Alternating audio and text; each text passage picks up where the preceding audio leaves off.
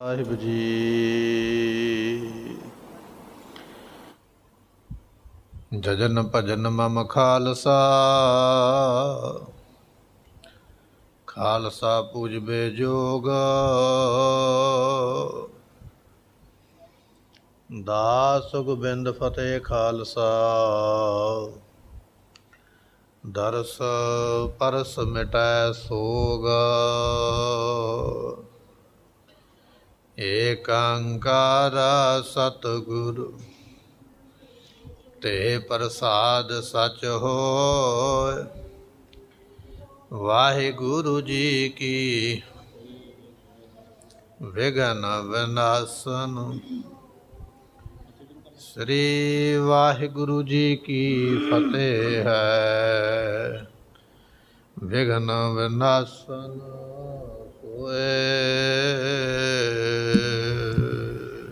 ਮੀਣੇ ਅਰ ਮਸੰਦ ਧੀਰ ਮਲੀਏ, ਕੁੜੀ ਮਾਰ ਰਮ ਰਹੀ ਨਾ ਮਿਲੀਏ। ਸਵਾਰ ਜਤਪਣ ਅੰਮ੍ਰਿਤ ਸਰ ਜੀ, ਤਿਮ ਦੇ ਪਾਹੁਲ ਦਾ ਜੋ ਗੁਰ ਜੀ। ਵਾਹਿਗੁਰੂ ਜੀ ਕਾ ਖਾਲਸਾ, ਵਾਹਿਗੁਰੂ ਜੀ ਕੀ ਫਤਿਹ। ਜੁਗੋ ਜੁਗ ਅਟਲ ਸਤਿਗੁਰੂ ਗਰੀਬ ਨਵਾਜ ਗੁਰੂ ਗ੍ਰੰਥ ਸਾਹਿਬ ਪਾਤਸ਼ਾਹ ਜੀਆਂ ਦੀ ਪਾਵਨ ਪਵਿੱਤਰ ਹਜ਼ੂਰੀ ਅੰਦਰ ਜੁੜ ਮਿਲ ਕਰਕੇ ਬੈਠੀ ਹੋਈ ਗੁਰੂ ਖਾਲਸਾ ਜੀ, ਆਪਾਂ ਧੰਨ ਗੁਰੂ ਗੋਬਿੰਦ ਸਿੰਘ ਮਹਾਰਾਜ ਦਾ ਇਤਿਹਾਸ ਸਰਵਨ ਕਰ ਰਹੇ ਹਾਂ। ਸਤਿਗੁਰਾਂ ਨੇ ਉਹਦੇ ਵਿੱਚ ਰਹਿਤ ਮਰਿਆਦਾ ਦੱਸੀ ਹੈ। ਰਹਿਤ ਮਰਿਆਦਾ ਦੇ ਵਿੱਚ ਆਪਾਂ ਭਾਈ ਨੰਦ ਲਾਲ ਜੀ ਜੋ ਗੁਰੂ ਕੇ ਸਿੱਖ ਹੋਏ, ਉਹਨਾਂ ਦਾ ਤਨਖਾਹਨਾਮਾ ਪਿਛਲੇ ਦਿਨਾਂ ਤੋਂ ਸਰਵਨ ਕਰ ਰਹੇ ਹਾਂ, ਜਿਸ ਦੀ ਕੱਲ੍ਹ ਸੰਪੂਰਨਤਾ ਹੀ ਆਪਾਂ ਸਰਵਨ ਕੀਤੀ ਹੈ। ਵਾਹਿਗੁਰੂ ਸਤਿਗੁਰਾਂ ਨੇ ਉਹਦੇ ਵਿੱਚ ਮਰਿਆਦਾ ਦੱਸੀ ਹੈ। ਕੁਝ ਸਵਾਲ ਸਨ, ਕੁਝ ਜਵਾਬ ਸਨ। ਉਹ ਭਾਈ ਨੰਦ ਲਾਲ ਜੀਆਂ ਨੇ ਸਾਰੇ ਲਿਖੇ ਔਰ ਆਪਾਂ ਉਹਨਾਂ ਨੂੰ ਸਰਵਨ ਕੀਤਾ। ਅੱਜ ਆਪਾਂ ਇਸ ਇਤਿਹਾਸ ਦੀ ਕਥਾ ਨੂੰ ਅੱਗੇ ਸਰਵਨ ਕਰਾਂਗੇ ਵੀ ਮਹਾਰਾਜ ਨੇ ਅੱਗੇ ਕੀ ਕੀਤਾ। ਸੰਗਤ ਦੀ ਜਾਣਕਾਰੀ ਵਾਸਤੇ ਬਚਨ ਇਹ ਹੈ ਕਿ ਤਨਖਾਹਨਾਮਾ ਸੰਪੂਰਨ ਹੋਇਆ, ਜਿਹਦੇ ਵਿੱਚ ਮਹਾਰਾਜ ਦੇ 63-64 ਬਚਨ ਸਨ, ਜਿਹੜੇ ਆਪਾਂ ਪਿਛਲੇ ਕੁਝ ਦਿਨਾਂ ਵਿੱਚ ਸਰਵਨ ਕਰ ਲਏ। ਇੱਧਰ ਗੁਰੂ ਗੋਬਿੰਦ ਸਿੰਘ ਮਹਾਰਾਜ ਜੀਆਂ ਨੇ ਅੰਮ੍ਰਿਤ ਦੀ ਦਾਤ ਬਖਸ਼ੀ ਹੈ। ਨਾਲ ਮਹਾਰਾਜ ਕੁਝ ਹੋਰ ਹਦਾਇਤ ਕਰਦੇ ਪਏ ਪੰਜਾਂ ਪਿਆਰਿਆਂ ਨੂੰ, ਉਹ ਅੱਜ ਆਪਾਂ ਸਰਵਨ ਕਰਾਂਗੇ। ਮਨ ਦਾ ਧਿਆਨ ਟਿਕਾਈਏ, ਮਿਲ ਕੇ ਆਖੀਏ ਸਤਨਾਮ ਸ਼੍ਰੀ ਵਾਹਿਗੁਰੂ। ਵਾਹਿਗੁਰੂ ਸਾਹਿਬ ਜੀ। ਮੀਣੇ ਅਰ ਮਸੰਦ ਧੀਰ ਮਲੀਏ, ਪੜ੍ਹ ਦਿਓ। ਮੀਣੇ ਅਰ ਮਸੰਦ ਧੀਰ ਮਲੀਏ। ਮਹਾਰਾਜ ਜੀਆਂ ਨੇ ਮਰਿਆਦਾ ਵਿੱਚ ਗੁਰਮੁਖੋਏ ਪਿੱਛੇ ਆਪਾਂ ਬਚਨ ਸਰਵਨ ਕਰ ਲਏ ਸਨ, ਪਰ ਇਤਿਹਾਸ ਫਿਰ ਉੱਥੋਂ ਸ਼ੁਰੂ ਹੋਣ ਲੱਗਾ। ਇਸ ਕਰਕੇ ਇਹ ਦੁਬਾਰਾ ਕੇਵਲ ਆਪਾਂ ਟੂਕ ਮਾਤਰੀ ਹੁਣ ਬਚਨ ਸਰਵਨ ਕਰਾਂਗੇ। ਹੁਣ ਇਹ ਸਾਖੀਆਂ ਸਰਵਨ ਨਹੀਂ ਕਰਾਂਗੇ, ਕਿਉਂਕਿ ਸਾਖੀਆਂ ਪਿੱਛੇ ਆਪਾਂ ਸਰਵਨ ਕਰ ਲਈਆਂ ਨੇ। ਮਹਾਰਾਜ ਕਹਿਣ ਲੱਗੇ ਮੀਣਿਆਂ ਦੇ ਨਾਲ ਮੇਲ ਨਹੀਂ ਕਰਨਾ, ਮਸੰਦਾਂ ਨਾਲ ਮੇਲ ਨਹੀਂ ਕਰਨਾ, ਧੀਰ ਮਲ ਦੀ ਕੁਲ ਦੇ ਨਾਲ ਮੇਲ ਨਹੀਂ ਕਰਨਾ ਹੈ। ਕੁੜੀ ਮਾਰ ਰਮ ਰਹੀ ਨਾ ਮਿਲੀਏ। ਜਿਹੜਾ ਕੁੜੀ ਮਾਰ ਹੈ, ਲੜਕੀ ਦੀ ਹੱਤਿਆ ਕਰਨ ਵਾਲਾ, ਇਹ ਵੀ ਇਤਿਹਾਸ ਆਪਾਂ ਪਿੱਛੇ ਸੁਣ ਲਿਆ। ਉਹਦੇ ਨਾਲ ਮੇਲ ਨਹੀਂ ਕਰਨਾ, ਤੰਬਾਕੂ ਖਾਣ ਵਾਲੇ ਨਾਲ ਮੇਲ ਨਹੀਂ ਕਰਨਾ। ਇਸੇ ਤਰ੍ਹਾਂ ਬਾਬਾ ਰਾਮ ਰਾਏ ਜੀ ਜੋ ਗੁਰੂ ਹਰ ਰਾਏ ਪਾਤਸ਼ਾਹ ਜੀਆਂ ਦੇ ਪੁੱਤਰ ਸਨ, ਜਿਨ੍ਹਾਂ ਨੇ ਗੁਰਬਾਣੀ ਦੀ ਪੰਕਤੀ ਨੂੰ ਬਦਲਿਆ ਸੀ, ਉਹਨਾਂ ਦੀ ਇੱਕ ਗੱਦੀ ਚੱਲਦੀ ਹੈ, ਅੱਜ ਵੀ ਚੱਲਦੀ ਹੈ। ਮਹਾਰਾਜ ਕਹਿਣ ਲੱਗੇ ਵੀ ਉਹਨਾਂ ਦੇ ਨਾਲ ਵੀ ਮੇਲ ਨਹੀਂ ਕਰਨਾ, ਉਸ ਗੱਦੀ ਨੂੰ ਮੰਨਣਾ ਨਹੀਂ। ਇਹ ਸਾਡਾ ਬਚਨ ਹੈ। ਸਵਾ ਰਜਤ ਪਣ ਅੰਮ੍ਰਿਤ ਸਰ ਜੀ। ਹੁਣ ਇੱਥੋਂ ਕਥਾ ਜਿਹੜੀ ਹੈ ਉਹ ਨਵੀਂ ਸ਼ੁਰੂ ਹੋਈ ਹੈ ਕਿ ਜਦੋਂ ਅੰਮ੍ਰਿਤਧਾਰੀ ਸਿੱਖ ਨੇ ਸ੍ਰੀ ਹਰਿਮੰਦਰ ਸਾਹਿਬ ਦੇ ਦਰਸ਼ਨ ਕਰਨ ਜਾਣਾ ਹੈ, ਜਾਂ ਸ੍ਰੀ ਅਕਾਲ ਤਖਤ ਸਾਹਿਬ ਦਰਸ਼ਨ ਕਰਨ ਜਾਣਾ ਹੈ, 5.25 ਰੁਪਈਏ ਦੀ ਕੜਾਹ ਪ੍ਰਸਾਦ ਦੀ ਦੇਗ ਤੇ 5.25 ਰੁਪਈਏ ਦਰਸ਼ਨੀ ਭੇਟਾ ਰੱਖ ਕੇ ਨਮਸਕਾਰ ਕਰੇ। ਜੇ ਇਸ ਤੋਂ ਵੱਧ ਕੋਈ ਕਰ ਸਕਦਾ ਹੈ, ਉਹ ਆਪਣੀ ਮਰਜ਼ੀ ਹੈ। ਪਹਿਲੀ ਵਾਰ ਜਦੋਂ ਤੁਸੀਂ ਤਖਤ ਸਾਹਿਬ 'ਤੇ ਦਰਸ਼ਨ ਕਰਨ ਜਾ ਰਹੇ ਜੇ, ਕੋਈ ਵੀ ਤਖਤ ਹੋਵੇ, ਉੱਥੇ 5.25 ਰੁਪਈਏ ਦਾ ਮੱਥਾ ਔਰ 5.25 ਰੁਪਈਏ ਦੀ ਦੇਗ ਅੰਮ੍ਰਿਤਧਾਰੀ ਸਿੱਖ ਨੇ ਜ਼ਰੂਰ ਕਰਵਾਉਣੀ ਹੈ। ਜੇ ਇਸ ਤੋਂ ਕੋਈ ਵੱਧ ਕਰਵਾ ਸਕਦਾ ਉਹ ਉਹਦੀ ਆਪਣੀ ਮਰਜ਼ੀ ਹੈ, ਉਹਦੀ ਆਪਣੀ ਸ਼ਰਧਾ, ਬੰਦਿਸ਼ ਨਹੀਂ ਹੈ, ਪਰ ਕਮ ਸੇ ਕਮ ਇੰਨੀ ਜ਼ਰੂਰ ਕਰਵਾਵੇ। ਇਹ ਮਹਾਰਾਜ ਨੇ ਬਚਨ ਆਖੇ ਹਨ। ਤਿਮ ਦੇ ਪਾਹੁਲ ਦਾ ਜੋ ਗੁਰੂ ਜੀ। ਇਸੇ ਤਰ੍ਹਾਂ ਗੁਰਮੁਖੋ ਇਹ ਮਾਇਆ ਜਿਹੜੀ ਹੈ ਫਿਰ ਗੁਰੂ ਘਰ ਦੇ ਕੰਮ ਕਾਰਜ ਚਲਾਉਣ ਵਾਸਤੇ ਕੰਮ ਆਉਂਦੀ ਹੈ ਕਿ ਉਸ ਮਾਇਆ ਦੇ ਨਾਲ ਗੁਰੂ ਘਰ ਦੇ ਲੰਗਰ ਚੱਲਣਗੇ, ਹੋਰ ਜਿਹੜੀਆਂ ਗੁਰੂ ਘਰੋਂ ਸੇਵਾਵਾਂ ਉਹ ਚੱਲਣਗੀਆਂ, ਔਰ ਉਹਨਾਂ ਅੰਮ੍ਰਿਤਧਾਰੀ ਸਿੰਘਾਂ ਵੱਲ ਵੇਖ ਕੇ ਫਿਰ ਦੂਸਰੇ ਲੋਕ ਵੀ ਦਰਸ਼ਨੀ ਭੇਟਾ ਰੱਖ ਕੇ ਨਮਸਕਾਰ ਕਰਨਗੇ। ਸੋ ਇਸ ਤਰ੍ਹਾਂ ਇਹ ਸਤਿਕਾਰ ਕਰਨਾ ਧਾਰਮਿਕ ਸਥਾਨ ਦਾ, ਜਿਹੜੇ ਧਾਰਮਿਕ ਸਥਾਨ ਨੇ ਉਹਨਾਂ ਦੇ ਸਤਿਕਾਰ ਵਜੋਂ ਇਹ ਮਾਇਆ ਨਮਸਕਾਰ ਕਰਨੀ ਹੈ। ਪਠੋ ਪ੍ਰੇਮ ਕਰ ਨਿਤ ਗੁਰਬਾਣੀ। ਪਿਛਲੀ ਪੰਕਤੀ ਤਿਮ ਦੇ ਪਾਹੁਲ ਦਾ ਜੋ ਗੁਰੂ ਜੀ। ਇਸੇ ਤਰ੍ਹਾਂ ਜਦੋਂ ਸੰਗਤਾਂ ਗੁਰੂ ਨੂੰ ਮੱਥਾ ਟੇਕਦੀਆਂ ਸਨ, ਗੁਰੂ ਨਾਨਕ ਦੇ ਪਾਤਸ਼ਾਹ ਨੂੰ ਸੰਗਤਾਂ ਮੱਥਾ ਟੇਕਦੀਆਂ, ਜਾਂ ਗੁਰੂ ਨਾਨਕ ਸਾਹਿਬ ਤੋਂ ਲੈ ਕੇ ਗੁਰੂ ਗੋਬਿੰਦ ਸਿੰਘ ਤੱਕ ਜਦੋਂ ਸੰਗਤਾਂ ਮੱਥਾ ਟੇਕਦੀਆਂ ਤੇ ਮਹਾਰਾਜ ਦੇ ਅੱਗੇ ਉਸ ਵੇਲੇ ਸੰਗਤਾਂ ਪੈਸੇ ਰੱਖਦੀਆਂ ਸਨ। 5 ਪੈਸੇ 10 ਪੈਸੇ ਜਿੰਨੀ ਕਿਸੇ ਦੇ ਕੋਲ ਪੂੰਜੀ ਹੈ ਉਹਦੇ ਮੁਤਾਬਕ ਮਾਇਆ ਅੱਗੇ ਰੱਖ ਕੇ ਨਮਸਕਾਰ ਕਰਨੇ।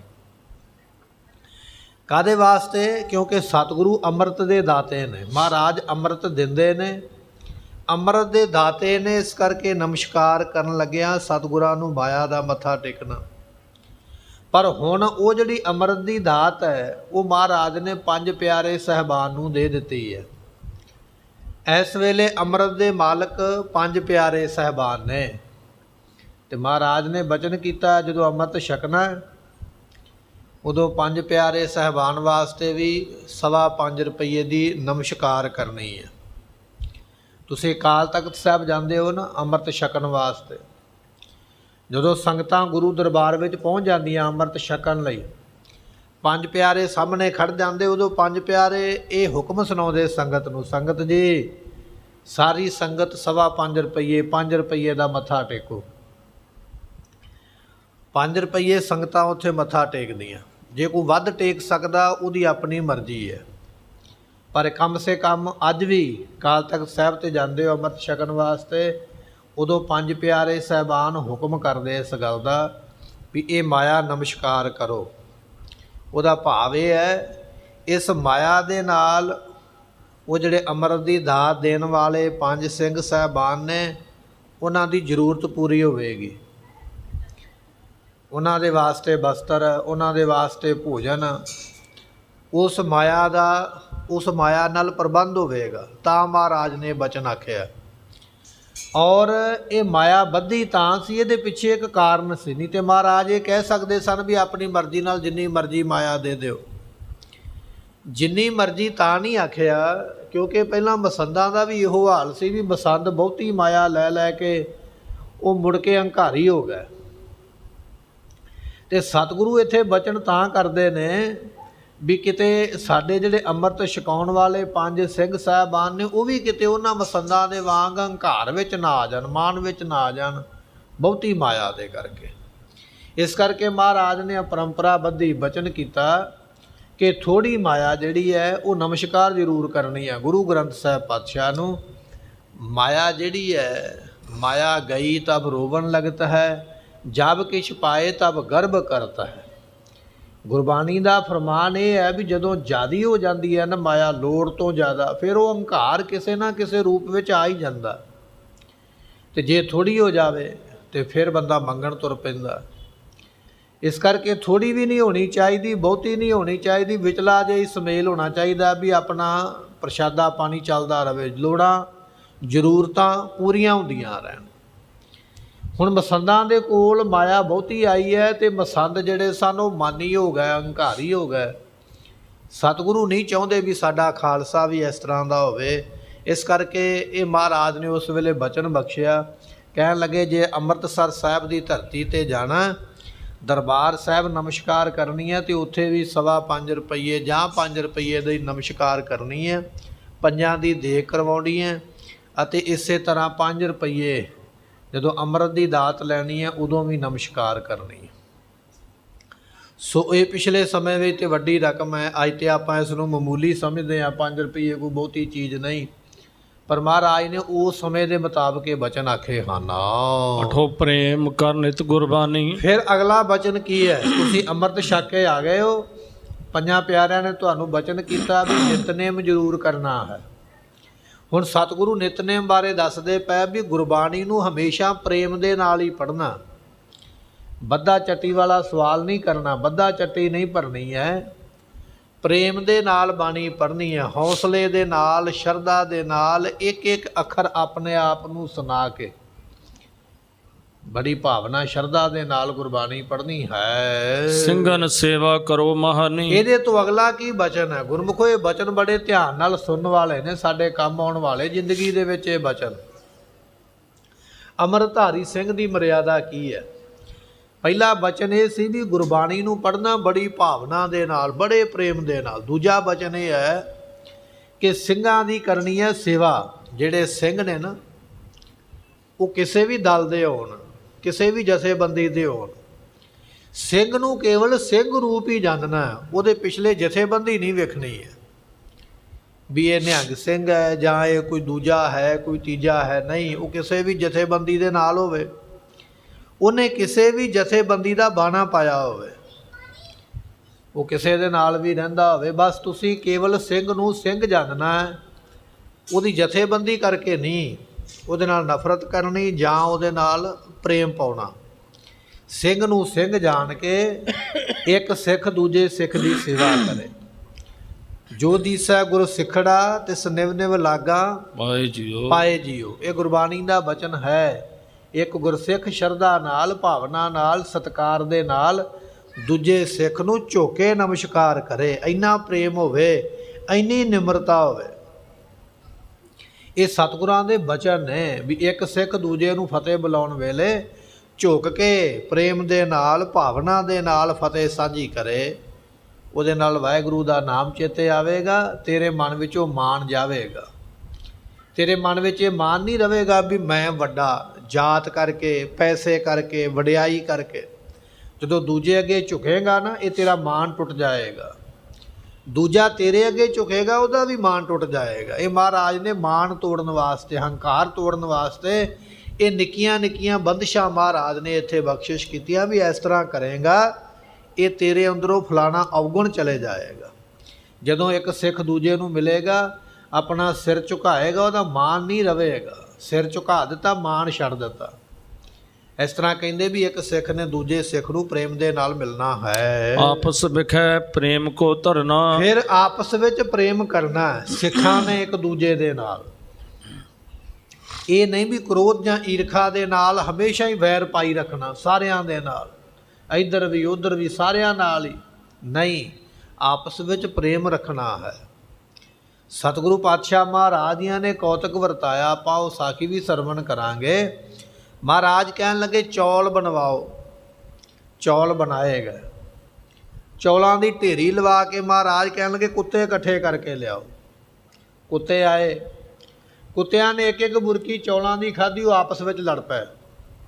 ਕਿਸੇ ਦਾ ਕੰਨ ਪਾੜ ਗਿਆ, ਕਿਸੇ ਦੀ ਪੂਛ 'ਤੇ ਚੱਕ ਵੱਢਿਆ ਗਿਆ, ਕਿਸੇ ਦੇ ਢਿੱਡ ਵਿੱਚੋਂ ਖੂਨ ਨਿਕਲਦਾ ਪਿਆ, ਉਹ ਜ਼ਖਮੀ ਹੋ ਗਿਆ, ਭੱਜ ਗਏ। ਚੌਲ ਸਾਰੇ ਖਿਲਰ ਗਏ, ਖਾਧੀ ਇੱਕ ਇੱਕ ਬੁਰਕੀ ਹੈ। ਅਗਲੇ ਦਿਨ ਫਿਰ ਮਹਾਰਾਜ ਕਹਿੰਦੇ ਚੌਲ ਬਣਾਓ। ਫਿਰ ਬਣਾਏ ਗਏ, ਢੇਰੀ ਲਾਈ। ਮਹਾਰਾਜ ਕਹਿਣ ਲੱਗੇ ਜੰਗਲ ਵਿੱਚੋਂ ਹਿਰਨ ਇਕੱਠੇ ਕਰਕੇ ਲਿਆਓ। ਲਿਆਂਦੇ ਗਏ, ਹਿਰਨ ਆਏ, ਉਹਨਾਂ ਨੇ ਮਿਲ ਕੇ ਸਾਰਿਆਂ ਨੇ ਰੱਜ ਕੇ ਚੌਲ ਖਾਧੇ। ਲੜੇ ਨਹੀਂ ਇੱਕ ਦੂਜੇ ਨਾਲ, ਰੱਜ ਕੇ ਸਾਰੇ ਚੌਲ ਖਾ ਕੇ ਤੇ ਜੰਗਲ ਨੂੰ ਚਲੇ ਗਏ। ਮਹਾਰਾਜ ਨੇ ਸਿੱਖਿਆ ਦਿੱਤੀ, ਕਹਿਣ ਲੱਗੇ ਜੇ ਰਲ ਕੇ ਰਹੋਗੇ, ਹਿਰਨਾਂ ਦੇ ਵਾਂਗ ਰੱਜ ਕੇ ਖਾਓਗੇ ਤੇ ਖੁਸ਼ੀ ਵੀ ਰਹੋਗੇ। ਜੇ ਆਪਸ ਵਿੱਚ ਲੜਦੇ ਰਹੋਗੇ ਤਾਂ ਕੁੱਤਿਆਂ ਵਾਲਾ ਹਾਲ ਹੋਵੇਗਾ, ਮਿਲਣਾ ਵੀ ਕੁਝ ਨਹੀਂ ਤੇ ਖੂਨ ਖਰਾਬਾ ਆਪਣਾ ਹੀ ਹੋਣਾ। ਇੱਥੇ ਮਹਾਰਾਜ ਉਹ ਬਚਨ ਕਰਦੇ ਪਏ, ਕਹਿਣ ਲੱਗੇ ਵੀ ਆਪਸ ਵਿੱਚ ਪ੍ਰੇਮ ਰੱਖਣਾ। ਮਹਾਰਾਜ ਨੇ ਪਤਾਸੇ ਤਾਂ ਪਾਏ, ਮਾਤਾ ਸਾਹਿਬ ਮਾਤਾ ਜੀਤੋ ਜੀਆਂ ਨੇ ਆ ਕੇ ਅੰਮ੍ਰਿਤ ਦੇ ਵਿੱਚ, ਤੇ ਮਹਾਰਾਜ ਨੇ ਉੱਥੇ ਬਚਨ ਬਖਸ਼ਿਆ ਹੀ, ਕਹਿਣ ਲੱਗੇ ਅੰਮ੍ਰਿਤ ਬੜੀ ਸ਼ਕਤੀ ਵਾਲਾ ਅਸੀਂ ਤਿਆਰ ਕੀਤਾ, ਪਰ ਜੀਤੋ ਜੀ ਜਿਹੜੇ ਤੁਸੀਂ ਪਤਾਸੇ ਪਾਏ ਨੇ ਵਿੱਚ ਮਿਠਾਸ ਪਾ ਦਿੱਤੀ ਹੈ। ਇਸ ਮਿਠਾਸ ਦੇ ਨਾਲ ਇਹਨਾਂ ਦਾ ਆਪਸ ਵਿੱਚ ਪ੍ਰੇਮ ਰਹੇਗਾ ਤੇ ਪ੍ਰੇਮ ਦੇ ਨਾਲ ਇੱਕ ਦੂਜੇ ਦੀ ਮਦਦ ਕਰਨਗੇ। ਸੋ ਐਸਾ ਇਹ ਪ੍ਰੇਮ ਹੈ। ਕਹਿਣ ਲੱਗੇ ਜੱਸਾ ਸਿੰਘ ਰਾਮਗੜੀਆ ਇੱਕ ਵਾਰੀ ਸਿੱਖ ਕਿਤੇ ਘੇਰੇ ਗਏ ਕਿਸੇ ਕਿਲੇ ਦੇ ਵਿੱਚ, ਤੇ ਉਸ ਵੇਲੇ ਜੱਸਾ ਸਿੰਘ ਨੂੰ ਪਤਾ ਲੱਗਿਆ, ਰਾਮਗੜੀਏ ਸਰਦਾਰ ਸਨ, ਵੀ ਮੇਰੇ ਨਾਲ ਦੇ ਸਿੱਖ ਘੇਰੇ ਗਏ। ਭਾਵੇਂ ਕਿ ਪਹਿਲਾਂ ਆਪਸ ਵਿੱਚ ਮਾੜਾ ਮੋਟਾ ਵੈਰ ਵਿਰੋਧ ਚੱਲਦਾ ਸੀ, ਪਰ ਚੇਤਾ ਆਇਆ ਵੀ ਨਹੀਂ, ਅਸੀਂ ਦੇਖੇ ਗੁਰੂ ਦੇ ਪੁੱਤਰ ਹਾਂ, ਆਪਸ ਵਿੱਚ ਨਿੱਕੀਆਂ ਮੋਟੀਆਂ ਦੇ ਗੱਲਾਂ ਹੁੰਦੀਆਂ ਹੀ ਰਹਿੰਦੀਆਂ, ਮਾੜੇ ਮੋਟੇ ਵੈਰ ਵਿਰੋਧ ਤੇ ਚੱਲਦੇ ਹੀ ਰਹਿੰਦੇ ਇੱਕ ਦੂਜੇ ਦੇ ਨਾਲ। ਅੱਜ ਮੇਰਿਆਂ ਸਿੰਘਾਂ ਨੂੰ ਜਾਂ ਸਾਡਿਆਂ ਸਿੰਘਾਂ ਨੂੰ ਅੱਜ ਮੇਰੀ ਜ਼ਰੂਰਤ ਹੈ, ਜੇ ਮੈਂ ਅੱਜ ਮਦਦ ਨਾ ਕੀਤੀ ਮੇਰੇ 'ਤੇ ਕਲੰਕ ਲੱਗੇਗਾ। ਉਸੇ ਵੇਲੇ ਹਮਲਾ ਕਰਕੇ ਉਹਨਾਂ ਜਿਹੜੇ ਸਿੰਘ ਕਿਤੇ ਘੇਰੇ ਵਿੱਚ ਆਏ ਹੋਏ ਸਨ, ਉਹਨਾਂ ਦੀ ਮਦਦ ਕਰਕੇ ਉਹਨਾਂ ਨੂੰ ਬਾਹਰ ਕਢਵਾਇਆ। ਅਤੇ ਉਹ ਜਿਹੜੇ ਬਾਹਰ ਨਿਕਲੇ ਨਾ, ਉਹਨਾਂ ਨੇ ਵੀ ਫਿਰ ਸਰਦਾਰ ਜੱਸਾ ਸਿੰਘ ਰਾਮਗੜੀਆ ਨੂੰ ਜਿਹੜੀ ਤਨਖਾਹ ਲੱਗੀ ਸੀ ਉਹਦੇ ਵਿੱਚੋਂ ਮੁਕਤ ਕਰਾਇਆ। ਉਹਨਾਂ ਨੇ ਉਹਨਾਂ ਦੀ ਮਦਦ ਕੀਤੀ, ਅੰਦਰਲਿਆਂ ਨੇ ਉਹਦੀ ਮਦਦ ਕੀਤੀ ਹੈ। ਇਹ ਬਚਨ ਹੈ ਮਹਾਰਾਜ ਜੀਆਂ ਦਾ ਵੀ ਇੱਕ ਸਿੱਖ ਦੂਜੇ ਨਾਲ ਪ੍ਰੇਮ ਰੱਖੇ, ਇੱਕ ਦੂਜੇ ਦੀ ਮਦਦ ਕਰੇ, ਇਹ ਸਾਡਾ ਬਚਨ ਹੈ। ਗੁਰ ਨਿੰਦਕ ਸ਼ਤਰਨ ਹੱਥ ਕਰਨਾ, ਅਤੇ ਜਿਹੜਾ ਗੁਰੂ ਨਿੰਦਕ ਹੈ ਉਹਨੂੰ ਸੋਧਾ ਲਾਉਣਾ। ਅੱਜ ਅਸੀਂ ਕੀ ਕਰਦੇ ਹਾਂ, ਕੋਈ ਗੁਰੂ ਦੀ ਨਿੰਦਿਆ ਕਰਦਾ ਨਾ, ਆਪਾਂ ਸੁਣ ਸਾਰੇ ਹੀ ਲੈਂਦੇ ਹਾਂ, ਅਤੇ ਬਾਅਦ ਵਿੱਚ ਅਸੀਂ ਮੋਬਾਈਲ 'ਤੇ ਲਾਈਵ ਹੋ ਜਾਈਦਾ ਨੈੱਟ 'ਤੇ, ਆਹ ਦੇਖੋ ਜੀ ਫਲਾਣਾ ਬੰਦਾ ਕੀ ਬੋਲਦਾ ਪਿਆ। ਫਿਰ ਉੱਥੇ ਜਥੇਬੰਦੀਆਂ ਦਾ ਨਾਂ ਲਿਆ ਜਾਂਦਾ, ਫਲਾਣੀ ਜਥੇਬੰਦੀ ਆਵੇ ਇਹਨੂੰ ਸੋਧਾ ਲਾ ਕੇ ਜਾਵੇ, ਜਥੇਬੰਦੀ 'ਤੇ ਸੋਧਾ ਲਾ ਕੇ ਜਾਵੇ। ਤੂੰ ਵੀ ਤਾਂ ਸਿੱਖੀ ਹੈ ਨਾ ਮਹਾਰਾਜ ਦਾ ਬਚਨ ਹੈ, ਗੁਰ ਕੀ ਨਿੰਦਾ ਸੁਣੈ ਨਾ ਕਾਣ, ਭੇਟ ਸੰਗ ਕਰੈ ਕਿਰਪਾਨ। ਵੀ ਗੁਰੂ ਦਾ ਬਚਨ ਜਿਹੜਾ ਵਡਿਆਈ ਵਿੱਚ ਨਹੀਂ ਹੈ, ਨਰਾਦਰੀ ਵਿੱਚ ਕਿਸੇ ਨੇ ਕੀਤਾ, ਉਹ ਸਿੱਖ ਸੁਣੇ ਹੀ ਨਾ। ਅਤੇ ਜੇ ਪਤਾ ਲੱਗ ਗਿਆ ਵੀ ਇਹ ਬੰਦਾ ਕਰਦਾ ਪਿਆ, ਉਹਨੂੰ ਉਹੀ ਸਿੱਖ ਸੋਧਾ ਲਾ ਦੇਵੇ। ਪਰ ਅਸੀਂ ਜਦੋਂ ਤੇ ਕੋਈ ਛਕਣਾ ਛਕਾਉਣਾ ਹੁੰਦਾ, ਕੁਝ ਲੈਣਾ ਹੁੰਦਾ, ਫਿਰ ਤਾਂ ਆਖੀਦਾ ਵੀ ਮੇਰੇ ਤੋਂ ਸ਼ੁਰੂ ਹੋਵੇ, ਮੈਂ ਹੀ ਹਾਂ ਸਭ ਕੁਝ। ਅਤੇ ਜਦੋਂ ਸੋਧਾ ਲਾਉਣਾ, ਕਿਸੇ ਨੂੰ ਡੰਡ ਦੇਣਾ, ਫਿਰ ਅਸੀਂ ਪਿੱਛੇ ਹੋ ਜਾਂਦੇ ਵੀ ਨਹੀਂ, ਹੁਣ ਜਥੇਬੰਦੀ ਆਵੇ ਅਤੇ ਉਹ ਆ ਕੇ ਇੱਥੇ ਸਭ ਕੁਝ ਕਰੇ। ਅੱਜ ਕੱਲ੍ਹ ਹੁੰਦਾ ਨਾ, ਗੁਰੂ ਗ੍ਰੰਥ ਸਾਹਿਬ ਦੀ ਕਿਤੇ ਨਰਾਦਰੀ ਹੋ ਜਾਂਦੀ ਹੈ, ਕੋਈ ਅਗਨ ਭੇਟ ਸਰੂਪ ਹੋ ਜਾਂਦਾ ਹੈ, ਕੋਈ ਮਹਾਰਾਜ ਦੇ ਅੰਗ ਜਿਹੜੇ ਨੇ ਉਹਨਾਂ ਦਾ ਨੁਕਸਾਨ ਕਰ ਦਿੰਦਾ। ਅਸੀਂ ਉੱਥੇ ਮੂਕ ਦਰਸ਼ਕ ਬਣ ਕੇ ਵੇਖਦੇ ਰਹਿੰਦੇ ਆ, ਬੜਾ ਮਾੜਾ ਹੋਇਆ, ਬੜਾ ਮਾੜਾ ਹੋਇਆ। ਹੁਣ ਇਹ ਫਲਾਣੀ ਕਮੇਟੀ ਆਵੇਗੀ, ਫਲਾਣਾ ਸਤਕਾਰ ਕਮੇਟੀ ਆਵੇਗੀ, ਫਲਾਣਾ ਜਥੇਬੰਦੀ ਆਵੇਗੀ, ਉਹ ਕੁਝ ਕਰੇਗੀ, ਆਪਾਂ ਕੀ ਕਰਨਾ, ਆਪਾਂ ਘਰ ਜਾ ਕੇ ਸੌਂ ਜਾਈਏ। ਨਹੀਂ, ਗੁਰੂ ਦੀ ਸੇਵਾ ਕਰਨੀ, ਗੁਰੂ ਦੀ ਨਿਰਾਦਰੀ ਕਰਨ ਵਾਲੇ ਨੂੰ ਡੰਡ ਦੇਣਾ, ਇਹ ਹਰੇਕ ਦੀ ਜ਼ਿੰਮੇਵਾਰੀ ਹੈ, ਇੱਕ ਦੀ ਨਹੀਂ, ਜਿਹੜਾ ਸੁਣ ਲਵੇ। ਮਹਾਰਾਜ ਕਹਿਣ ਲੱਗੇ, ਗੁਰ ਨਿੰਦਕ, ਜਿਹੜਾ ਗੁਰੂ ਦੀ ਨਿੰਦਿਆ ਕਰਨ ਵਾਲਾ ਹੈ, ਉਹਨੂੰ ਸਜ਼ਾ ਦੇਣੀ ਹੈ ਹਰੇਕ ਸਿੱਖ ਨੇ। ਅਤੇ ਇਸੇ ਤਰ੍ਹਾਂ ਜਿਹੜਾ ਸ਼ਤਰੂ ਹੈ, ਦੁਸ਼ਮਣ ਹੈ, ਜਿਹੜਾ ਪਤਾ ਲੱਗਾ ਵੀ ਆਹ ਖਾਲਸੇ ਪੰਥ ਦਾ ਦੁਸ਼ਮਣ ਹੈ, ਇਹ ਨੁਕਸਾਨ ਪਹੁੰਚਾਉਣ ਵਾਲਾ, ਫਿਰ ਇਹ ਨਹੀਂ ਵੇਖਣਾ ਵੀ ਹੁਣ ਖਾਲਸਾ ਪੰਥ ਆਵੇਗਾ ਅਤੇ ਉਹੀ ਸਜ਼ਾ ਦੇਵੇਗਾ। ਇੱਕ ਸਿੱਖ ਵੀ ਮਹਾਰਾਜ ਦਾ ਖਾਲਸਾ ਪੰਥ ਹੈ, ਅਤੇ ਬਹੁਤੇ ਵੀ ਖਾਲਸਾ ਪੰਥ ਨੇ। ਮਹਾਰਾਜ ਨੇ ਇੱਕ ਨੂੰ ਵੀ ਖਾਲਸਾ ਆਖਿਆ, 1.25 ਲੱਖ ਸੇ ਏਕ ਲੜਾਓ। ਫਿਰ ਜੇ ਸ਼ਤਰੂ ਧਰਮ ਦਾ, ਕੌਮ ਦਾ ਨੁਕਸਾਨ ਕਰਨਾ ਚਾਹੁੰਦਾ, ਫਿਰ ਬਹੁਤਿਆਂ ਦੀ ਉਡੀਕ ਨਾ ਕਰ, ਫਿਰ ਇਕੱਲਾ ਹੀ ਮੋਰਚਾ ਲਾ ਦੇ। ਇਹ ਮਹਾਰਾਜ ਦੇ ਹੁਕਮ ਹਨ। ਸ਼ਸਤਰਨ ਕੋ ਨਿਤ ਪ੍ਰਤ ਅਭਿਆਸੋ। ਅਗਲਾ ਬਚਨ ਮਹਾਰਾਜ ਜੀਆਂ ਦਾ, ਸਾਡਾ ਸਿੱਖ ਸ਼ਸਤਰਾਂ ਦਾ ਰੋਜ਼ ਅਭਿਆਸ ਕਰੇ, ਰੋਜ਼। ਕਿਸੇ ਵਿਦਵਾਨ ਨੇ ਲਿਖਿਆ, ਬਿਖ ਵਿਦਿਆ ਅਭਿਆਸ ਬਿਨ। ਤੁਸੀਂ ਕੋਈ ਵੀ ਕੰਮ ਸਿੱਖਿਆ, ਕੋਈ ਵੀ ਕੰਮ ਸਿੱਖਿਆ ਤੁਸੀਂ, ਭਾਵੇਂ ਤੁਸੀਂ ਗੱਤਕਾ ਖੇਡਦੇ ਹੋ, ਤਲਵਾਰ ਚਲਾਉਂਦੇ ਹੋ, ਤੀਰ ਚਲਾਉਂਦੇ ਹੋ, ਤਬਲਾ ਵਜਾਉਂਦੇ ਹੋ, ਬਾਜਾ ਵਜਾਉਂਦੇ ਹੋ, ਬਿਜਲੀ ਦਾ ਕੰਮ ਕਰਦੇ ਹੋ, ਲੱਕੜੀ ਦਾ ਕੰਮ ਕਰਦੇ ਹੋ, ਕੋਈ ਹੋਰ ਕਾਰਾਗਰੀ ਕਰਦੇ ਹੋ, ਕੋਈ ਵੀ ਕੰਮ ਕਰਦੇ ਹੋ, ਕੰਪਿਊਟਰ 'ਤੇ ਬੈਠਦੇ ਹੋ, ਲੈਪਟਾਪ ਚਲਾਉਂਦੇ ਹੋ, ਜੇ ਤੁਸੀਂ ਕੁਝ ਦਿਨ ਛੱਡ ਦਿਓਗੇ ਨਾ ਕੰਮ, ਮੰਨ ਲਓ 2-4 ਮਹੀਨੇ ਛੱਡ ਦਿੱਤਾ, ਤੁਹਾਡੀ ਉਹ ਰਫਤਾਰ ਨਹੀਂ ਰਹਿ ਜਾਣੀ, ਤੁਹਾਡੀ ਉਹ ਜਾਣਕਾਰੀ ਨਹੀਂ ਰਹਿ ਜਾਣੀ, ਚੇਤਾ ਭੁੱਲ ਜਾਣੀਆਂ ਕਈ ਗੱਲਾਂ, ਫਿਰ ਅੱਗੇ ਪੁੱਛਣੀਆਂ ਪੈਣਗੀਆਂ। ਆਹ ਮੈਂ ਪਹਿਲਾਂ ਤਾਂ ਕਰ ਲੈਂਦਾ, ਹੁਣ ਮੈਨੂੰ ਯਾਦ ਭੁੱਲ ਗਿਆ। ਕਿਉਂ ਭੁੱਲ ਗਿਆ? ਕਿਉਂਕਿ ਉਹ ਕੰਮ ਛੱਡ ਦਿੱਤਾ। ਤਾਂ ਲਿਖਿਆ ਵਿਦਵਾਨਾਂ ਨੇ, ਬਿਖ ਵਿਦਿਆ ਅਭਿਆਸ ਬਿਨ। ਵਿਦਿਆ ਤੁਸੀਂ ਕਿੰਨੀ ਵੀ ਸਿੱਖੀ ਹੈ, ਪੜ੍ਹੇ ਤੁਸੀਂ ਕਿੰਨੇ ਵੀ ਕਿਉਂ ਨਹੀਂ, ਪਰ ਜੇ ਤੁਸੀਂ ਉਹਦਾ ਅਭਿਆਸ ਛੱਡ ਦਿੱਤਾ ਨਾ, ਰੋਜ਼ ਦੀ ਰੋਜ਼ ਕੰਮ ਕਰਨ ਦਾ, ਉਹ ਵਿਦਿਆ ਤੁਹਾਡੇ ਤੋਂ ਦੂਰ ਹੋ ਜਾਏਗੀ। ਇਹ ਜਿਹੜਾ ਸ਼ਸਤਰਾਂ ਦਾ ਅਭਿਆਸ ਹੈ, ਮੰਨ ਲਓ ਤੁਹਾਡੇ 'ਤੇ ਦੁਸ਼ਮਣ ਹਮਲਾ ਕਰ ਦੇਵੇ, ਅਤੇ ਤੁਸੀਂ ਇਹ ਸੋਚੋ ਵੀ ਪਹਿਲਾਂ ਮੈਂ ਸਿੱਖ ਕੇ ਆਵਾਂ ਵੀ ਤਲਵਾਰ ਕਿਵੇਂ ਚਲਾਈਦੀ ਹੈ, ਡੰਡਾ ਕਿਵੇਂ ਚਲਾਈਦਾ, ਸੋਟਾ ਕਿਵੇਂ ਚਲਾਈਦਾ, ਡਾਂਗ ਕਿਵੇਂ ਚਲਾਈਦੀ ਹੈ, ਪਹਿਲਾਂ ਮੈਂ ਸਿੱਖ ਕੇ ਆਵਾਂ ਅਤੇ ਫਿਰ ਆ ਕੇ ਲੜਾਂਗਾ। नहीं, इस वेले सिखण का समा नहीं, इस वेले मुकाबले का समा है। इन्ना कु तो अपना आप सीख के रख के भी तू अपने आप का बचाव कर सके। जे तेरे को मान लो गाली पै जाए आके, तैनू इन्ना कु डंडा सूटा तो चलाना आना चाहिए भी तू अपने आप नू बचा लवें मौके दे। असी पार्कां दे विच सैर ते बड़ी करते हैं, डोले बड़े बनाते हैं, छातियां बड़ियां चौड़ियां बनाते जा जा के क्लब दे विच। मैं इत्थे शरीर फिट करन आया, तो जे उहा ही तू शस्त्र सिख लवें, तलवार चलाउणी सिख लवें, डांग चलाउणी सिख लवें, अपने घर की छत ते खड़ के ही 15 मिनट ला ला, तेरी सारी कसरत भी हो जानी है, तेरी शरीर भी सैट हो जाना, चुस्ती फुर्ती भी आ जानी, और अभ्यास जिहड़ा तू कर लिया वो वखरा कर लिया, वो फिर तेरी विद्या कमाई हुई तैनू बचावेगी। शस्त्र नू असी चुकना नहीं जानते, फड़ना नहीं जानते, चलाउणा नहीं जानते। जाके उत्थे गड्डी विच घरों जांदे आ, लिफ्ट ते तां चढ़दे आ, मैं कद लई आया, कसरत करन आया। तेरी कसरत की करेगी? ठंडी गड्डी 'च बह के आया, लिफ्ट राहीं तू पौड़ियां चढ़िया, पौड़ियां चढ़न दा तू यतन नहीं कीता, तुर के तू नहीं आया, इत्थे घंटा ला भी लवेंगा तो उसका फायदा की है? लोग जाते ने टैक्सी किराए ते करके, मैं जिम आया, कहते आया गड्डी ते चढ़ के आया, वो भी किराए ते करके। जो तू जिम दे विच भजना है भी मैं इन्ने किलोमीटर भजा, उहा ही तू घर तो चल के आ जा, तेरा शरीर भी वल रवे। ਜਿਹੜੇ ਘੋੜਾ ਚਲਾਉਣ वाले ने ना, घोड़ा चलाउण वाले घोड़ सवार, वो जो घोड़े नूं किले तो खोलते हैं ना, कदे भी उत्ते छाल मार के उन्हें एक वारी नहीं भजाउंदे घोड़े नूं, पहलां उन्होंने खोलते हैं, फिर उन्होंने तैयार करते हैं, फिर उहदे उपर सवार हुंदे, कुछ समा उन्होंने हौली हौली तोरदे, जिवें जिवें घोड़ा गर्म हुंदा फिर उहदी स्पीड बनाउंदे। तो गुरमुखा शरीर भी तो तेरा घोड़ा ही है ना। ठंडी थां तो निकलिया, ठंडी थां ते आया, फिर भज पिया उस वेले, फिर बीमार हो गया। ये असी वाधू दे काम शुरू किए ने, कोई लाभ वाली गल नहीं है। जिहड़ा उत्थे जांदा पिया वो भी बीमार ही है, बीमारियां उहदियां भी दूर नहीं होईयां। तू शस्त्र विद्या का अभ्यास कर जिहड़ा गुरु ने तैनू बख्शिया। जे तैनू तलवार तो डर लगदा भी कोई मारी ना जावे मेरे हथों, तीर तो बंदूक तो डर लगदा है, डांग चलाउणी सोटा चलाउणा सिख ला। जदों तेरे ते कोई हमला करेगा तू अपना आप ते बचा लवेंगा। वो तू अपने घर की छत ते भी कर सकदा, किते जाण की लोड़ भी नहीं। शरीर भी तेरा फिट रहेगा अते शस्त्र का अभ्यास भी तेरे कोल रहेगा। ये महाराज का बचन है, शस्त्र को नित परत अभ्यासा। शस्त्रां का रोज़ अभ्यास करना। गुरमुखो असी अभ्यास तो की करना, पहली गल तो असी किरपाना पाइया ही नहीं, तो जिन्हां ने पाइया ने उन्हां दियां म्यान विचों बाहर नहीं निकलदियां, वो जंग लग गया, विचे ही कालियां हो गई।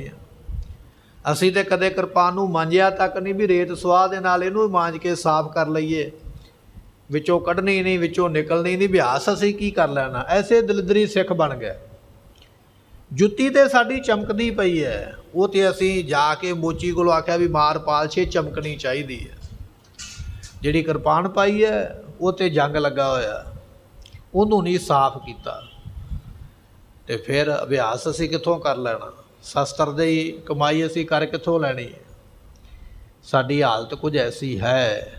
महाराज कहन लगे शस्त्रां दा रोज अभ्यास करना है, नहीं तुरक पर उर विश्वासो। ते सतगुरु पातशाह कहन लगे मुगलों के उपर कदे भरोसा नहीं करना, क्योंकि उस वेले मुगलों का वैर सी गुरु दे नाल, ते महाराज दे नाल वैर सी पहाड़ी राजियां दा। वो थां थां ते दगा करते सन, विश्वासघात करते सन। ते महाराज ने आख्या भी इन्हां ते कदे भरोसा नहीं करना, जिन्नियां मर्जी ये सौहां खा लैण। पर गुरमुखो जदों आनंदपुर साहब दे छड्डण दी गल होई ना, उदों मुसलमानां ने कुरान दी सौं खाधी। सब तो पाक पवित्र ग्रंथ है मुसलमान धर्म दा, इस्लाम दा कुरान शरीफ। उहदी सौं खाधी भी असी हमला नहीं करांगे। ते जिहड़े हिंदू राजे पहाड़ीए सन वो गऊ नूं माता करके जाणदे, गऊ की पूजा करदे, उन्होंने गऊ की गां की सौं खाधी भी असी हमला नहीं करांगे। पर गुरमुखो दोनों ने, कुरान शरीफ वालियां ने ते गऊ वालियां दोनों ने हमला किया। ਇਹ ਬਚਨ ਬਾਅਦ ਵਿੱਚ ਹੋਏ ਨੇ, ਪਰ ਬਚਨ ਮਹਾਰਾਜ ਦਾ ਪਹਿਲਾਂ ਹੋ ਗਿਆ। ਜਦੋਂ ਅੰਮ੍ਰਿਤ ਛਕਾਇਆ ਮਹਾਰਾਜ ਨੇ ਉਦੋਂ ਹੀ ਆਖਿਆ, ਕਹਿਣ ਲੱਗੇ ਭਰੋਸਾ ਨਹੀਂ ਕਰਨਾ, ਇਹ ਦਗਾ ਕਰ ਦੇਣਗੇ ਜਦੋਂ ਕਿਤੇ ਮੁਸੀਬਤ ਪੈ ਗਈ। ਤੇ ਗੁਰਮੁਖੋ ਦਗਾ ਕੀਤਾ ਨਾ ਗੰਗੂ ਨੇ, ਗੰਗੂ ਬ੍ਰਾਹਮਣੀ ਹੈ, ਤੇ ਦਗਾ ਕੀਤਾ ਨਾ ਵਜ਼ੀਰ ਖਾਨ ਹੈ, ਲਾਹੌਰ ਦਾ ਸਰਹੰਦ ਦਾ ਸੂਬੇਦਾਰ। ਇਹ ਮਹਾਰਾਜ ਦੇ ਬਚਨ ਨੇ, ਕਦੇ ਵੀ ਕਿਸੇ ਤੇ ਭਰੋਸਾ ਨਹੀਂ ਕਰਨਾ। ਇਹ ਬੰਦੇ ਜਿਹੜੇ ਨੇ ਵਕਤ ਆਉਣ ਤੇ ਦਗਾ ਕਰ ਜਾਣਗੇ। ਕੇਸਨ ਅਦਬ ਨਾ ਕਛ ਬਿਨ ਰਹਿਣਾ, ਕੇਸਾਂ ਦਾ ਰੋਜ਼ ਸਤਿਕਾਰ ਕਰਨਾ। ਇਹ ਰਹਿਤਨਾਮਿਆਂ ਵਿੱਚ ਪਿੱਛੇ ਆਪਾਂ ਬਚਨ ਸਰਵਨ ਕਰ ਲਏ ਨੇ ਵੀ ਕੰਘਾ ਦੋਨੇ ਵਕਤ ਕਰ, ਕੰਘਾ ਕਰਨਾ ਕੇਸਾਂ ਵਿੱਚ, ਕੇਸਾਂ ਦਾ ਇਸ਼ਨਾਨ ਵੀ ਕਰਾਉਣਾ, ਇਹਨਾਂ ਨੂੰ ਸਾਫ਼ ਵੀ ਰੱਖਣਾ। ਇੱਕ ਇਹ ਬਚਨ ਹੈ ਅੰਮ੍ਰਿਤਧਾਰੀ ਸਿੱਖ ਵਾਸਤੇ। ਦੂਜਾ ਬਚਨ ਇਹ ਆ ਵੀ ਕਛਹਿਰੇ ਤੋਂ ਬਿਨਾਂ ਨਹੀਂ ਰਹਿਣਾ। ਕਛਹਿਰਾ ਪਾ ਕੇ ਪਹਿਨ ਕੇ ਹਰ ਵੇਲੇ ਰੱਖਣਾ ਹੈ। ਤੂੰ ਕੱਪੜਾ ਕੋਈ ਵੀ ਪਾ ਲਵੇਂ, ਪੈਂਟ ਪਾ ਲਿਆ, ਪਜਾਮਾ ਪਾ ਲਿਆ, ਕੁਛ ਵੀ ਪਾ ਲਿਆ, ਪਰ ਕਛਹਿਰਾ ਤੇਰਾ ਪਾਇਆ ਲਾਜ਼ਮੀ ਹੋਣਾ ਚਾਹੀਦਾ। ਇਹ ਸਾਡਾ ਬਚਨ ਹੈ। ਅਰਧ ਨਾਮ ਸਿੰਘਨ ਨੇ ਕਰਨਾ ਕਹਿਣਾ। ਇੱਕ ਜ਼ਰੂਰੀ ਬਚਨ ਜਿਹੜਾ ਅੱਜ ਸਾਡੇ ਵਿੱਚ ਬੜੀ ਵੱਡੀ ਘਾਟ ਆ ਗਈ ਹੈ, ਕਦੇ ਵੀ ਕਿਸੇ ਸਿੱਖ ਦਾ ਅੱਧਾ ਨਾਮ ਨਹੀਂ ਲੈਣਾ। ਸਾਡੀ ਜਿਹਦੇ ਨਾਲ ਮਾੜੀ ਮੋਟੀ ਵੈਰ ਵਿਰੋਧ ਹੋ ਜਾਂਦਾ ਨਾ, ਝਗੜਾ ਹੋ ਜਾਵੇ, ਜਾਂ ਜਿਹਨੂੰ ਅਸੀਂ ਨਫ਼ਰਤ ਕਰਨ ਲੱਗ ਪਈਏ, ਅਸੀਂ ਆਪਣਾ ਗੁੱਸਾ ਜ਼ਾਹਰ ਕਰਨ ਵਾਸਤੇ ਉਹਦਾ ਜਾਣ ਬੁੱਝ ਕੇ ਅੱਧਾ ਨਾਮ ਲੈ ਕੇ ਦੂਜੇ ਨੂੰ ਦੱਸਦੇ। ਪਰ ਮਹਾਰਾਜ ਨੇ ਉਹਨੂੰ ਤਨਖਾਹੀਆ ਆਖਿਆ, ਜਿਹੜਾ ਕਿਸੇ ਦਾ ਵੀ ਅੱਧਾ ਨਾਮ ਲੈਂਦਾ ਹੈ, ਕਿਸੇ ਦਾ ਨਾਮ ਜੋ ਵੀ ਹੈ ਨਾ, ਉਹਦਾ ਨਾਮ ਪੂਰਾ ਲਿਆ ਜਾਵੇ, ਪੂਰੇ ਨਾਮ ਦੇ ਅੱਗੇ ਸਿੰਘ ਸ਼ਬਦ ਵਰਤਿਆ ਜਾਵੇ, ਅੱਧਾ ਨਾਮ ਨਹੀਂ ਵਰਤਣਾ ਹੈ। ਅੱਜ ਸਿੱਖਾਂ ਵਿੱਚ ਇਹ ਬੜੀ ਵੱਡੀ ਘਾਟ ਪੈ ਗਈ ਹੈ।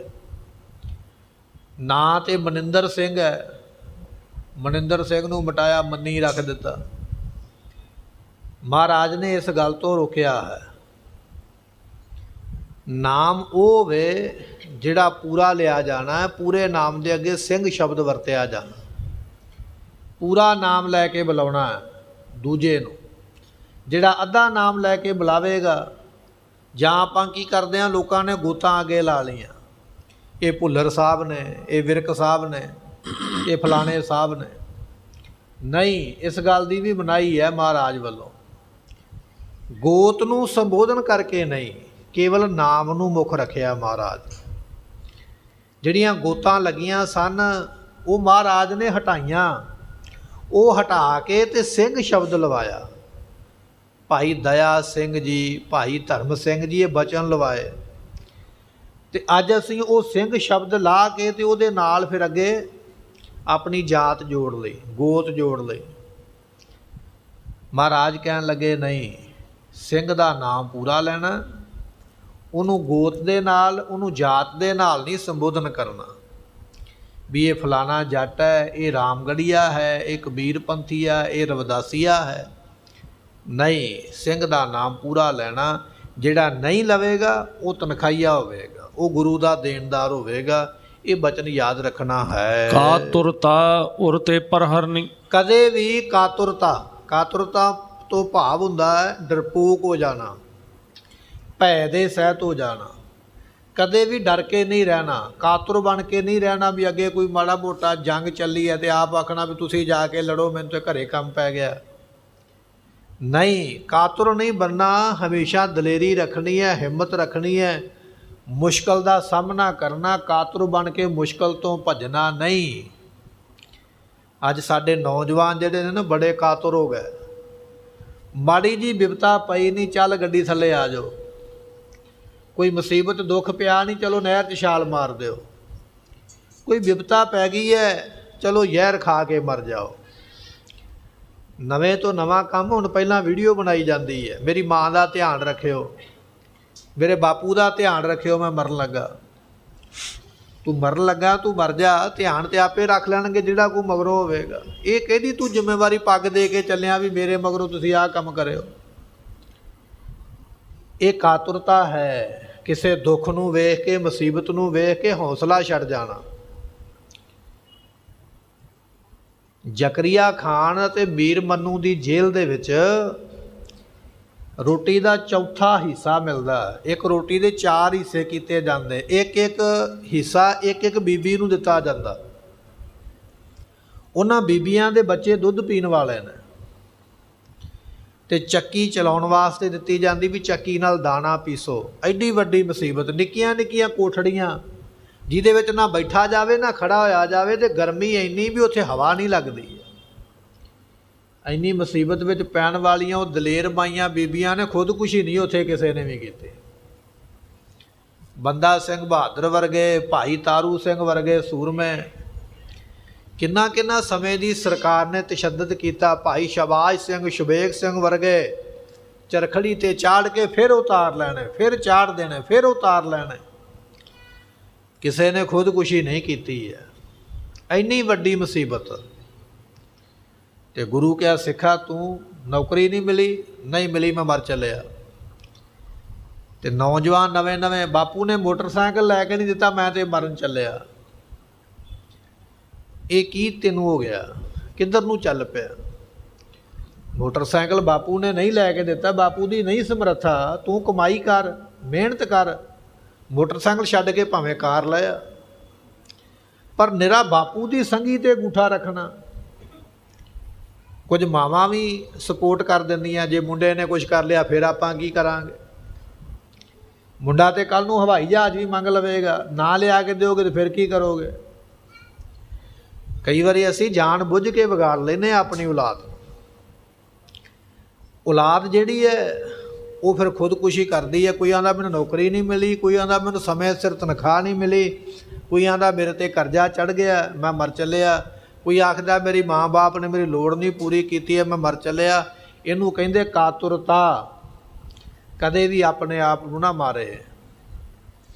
ਤੇ ਸਤਿਗੁਰੂ ਪਾਤਸ਼ਾਹ ਨੇ ਗੁਰਬਾਣੀ ਵਿੱਚ ਲਿਖਿਆ, ਕਹਿਣ ਲੱਗੇ ਆਤਮ ਘਾਤੀ ਹੈ ਜਗਤ ਕਸਾਈ। ਸਾਰੀ ਦੁਨੀਆ ਨੂੰ ਕਤਲ ਕਰ ਦੇਣਾ, ਇੱਕ ਪਾਸੇ ਆਪਣੇ ਆਪ ਨੂੰ ਕਤਲ ਕਰ ਲੈਣਾ, ਦੋਨੇ ਤਕੜੀ ਵਿੱਚ ਪਾ ਦਿਓ, ਤਕੜੀਆਂ ਬਰਾਬਰ ਹੋ ਜਾਣਗੀਆਂ, ਦੋਨੇ ਪੱਲੜੇ, ਕਿਉਂਕਿ ਦੋਨੇ ਪਾਪ ਬਰਾਬਰ ਨੇ। ਇੱਕ ਪਾਸੇ ਸਾਰੀ ਦੁਨੀਆ ਨੂੰ ਮਾਰਨਾ, ਇੱਕ ਪਾਸੇ ਆਪਣੇ ਆਪ ਨੂੰ ਮਾਰਨਾ।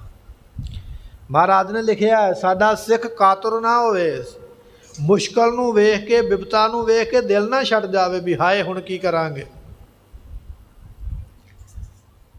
ਆਪਾਂ ਬਚਨ ਪੜ੍ਹਦੇ ਹਾਂ ਸਾਰਾ ਗੜੀ ਦਾ, 21 ਸਿੱਖ ਨੇ, ਉਹਦੇ ਵਿੱਚ 21 ਸਿੱਖ ਉਹ ਵੀ ਭੁੱਖੇ ਤੇ ਪਿਆਸੇ, ਤੇ 10,000 ਤੋਂ ਵੱਧ ਫੌਜ ਨੇ ਹਮਲਾ ਕਰ ਦਿੱਤਾ ਬੜੇ ਬੜੇ ਵੱਡੇ ਹਥਿਆਰਾਂ ਦੇ ਨਾਲ। ਪਰ ਉਹਨਾਂ 21 ਨੇ ਹੌਸਲਾ ਨਹੀਂ ਛੱਡਿਆ ਵੀ ਉਹ ਸਾਨੂੰ ਆ ਕੇ ਕਸ਼ਟ ਦੇਣਗੇ, ਤਸੀਹੇ ਦੇਣਗੇ, ਫਿਰ ਸਾਨੂੰ ਮਾਰਨਗੇ, ਅਸੀਂ ਆਪ ਹੀ ਕਿਲੇ ਤੋਂ ਥੱਲੇ ਛਾਲ ਮਾਰ ਕੇ ਮਰ ਜਾਈਏ। ਨਹੀਂ, ਜਿੰਨਾ ਚਿਰ ਪ੍ਰਾਣ ਨੇ ਉਹਨਾਂ ਚਿਰ ਲੜਾਂਗੇ। ਲੜਦਿਆਂ ਹੋਇਆਂ ਸ਼ਹੀਦ ਹੋ ਗਏ। ਗੋਰਿਆਂ ਨੇ ਵੀ ਆਪੋ ਆਪਣੀ ਸੰਸਦ ਦੇ ਵਿੱਚ ਉਹਨਾਂ ਨੂੰ ਸਲਾਮੀਆਂ ਦਿੱਤੀਆਂ, ਉਹਨਾਂ ਦੇ ਨਾਮ ਦੀਆਂ ਯਾਦਗਾਰਾਂ ਬਣੀਆਂ, ਗੁਰਦੁਆਰੇ ਬਣੇ, ਫਿਰੋਜ਼ਪੁਰ ਵਿੱਚ ਵੀ ਬਣਿਆ, ਅੰਮ੍ਰਿਤਸਰ ਵਿੱਚ ਵੀ ਬਣਿਆ, ਸਾਰਾ ਗੜੀ। ਲਾਲ ਪੱਥਰ ਦਾ ਕਿਲਾ ਜਿੱਥੇ ਜੰਗ ਹੋਇਆ ਉਸ ਨੂੰ ਸਾਰਾ ਗੜੀ ਕਿਹਾ ਗਿਆ। ਰੋ ਵਿਚਾਰ, ਕਾਤੁਰ ਨਹੀਂ ਬਣਨਾ, ਹਮੇਸ਼ਾ ਦਲੇਰੀ ਰੱਖਣੀ ਹੈ, ਹਿੰਮਤ ਰੱਖਣੀ ਹੈ, ਹੌਸਲਾ ਰੱਖਣਾ, ਮੁਸੀਬਤ ਨੂੰ ਵੇਖ ਕੇ ਕਦੇ ਨਹੀਂ ਡੋਲਣਾ। ਐਸਾ ਸਾਡਾ ਸਿੱਖ ਹੋਣਾ ਚਾਹੀਦਾ। ਬਲਕਿ ਸਹਿਤ ਸੂਰਤਾ ਧਰਨੀ, ਬਲ ਦੇ ਸਮੇਤ ਹੋ ਕੇ ਸੂਰਮਤਾ ਹੀ ਰੱਖਣੀ ਹੈ। ਬਿਪਤਾ ਦੇ ਨਾਲ ਲੜਨ ਵਾਸਤੇ, ਦੁਸ਼ਮਣ ਦੇ ਨਾਲ ਲੜਨ ਵਾਸਤੇ, ਮੁਸੀਬਤ ਨਾਲ ਲੜਨ ਵਾਸਤੇ ਸੂਰਮਤਾਈ ਦੇ ਨਾਲ ਰਹਿਣਾ, ਹੌਸਲੇ ਦਾ ਨਾਲ ਰਹਿਣਾ, ਕਦੇ ਹੌਸਲੇ ਨੂੰ ਛੱਡਣਾ ਨਹੀਂ ਹੈ। ਜੋਧੇ ਕੀ ਭੁਜ ਕੇ ਅਨੁਸਾਰੇ। ਮਹਾਰਾਜ ਕਹਿਣ ਲੱਗੇ ਜਿਹੜਾ ਸੂਰਮਾ ਹੁੰਦਾ ਨਾ ਗੁਰਮੁਖੋ, ਸੂਰਮੇ ਦੇ ਦੋਨਾਂ ਡੌਲਿਆਂ ਦੇ ਨਾਲ ਦੋ ਪਦਾਰਥ ਬੱਧੇ ਨੇ ਪ੍ਰਮਾਤਮਾ। ਜਿਹੜਾ ਸੂਰਮਾ, ਜਿਹੜਾ ਕਾਇਰ ਹੈ, ਗਲ ਵਿੱਚ ਰੱਸਾ ਪਾ ਕੇ ਛੱਤ ਨਾਲ ਲੜ ਕੇ ਮਰਨ ਵਾਲਾ, ਉਹਦੇ ਨਾਲ ਨਹੀਂ। ਜ਼ਹਿਰ ਖਾ ਕੇ ਮਰਨ ਵਾਲੇ ਨਾਲ ਨਹੀਂ, ਗੱਡੀ ਥੱਲੇ ਆ ਕੇ ਮਰਨ ਵਾਲੇ ਨਾਲ ਨਹੀਂ।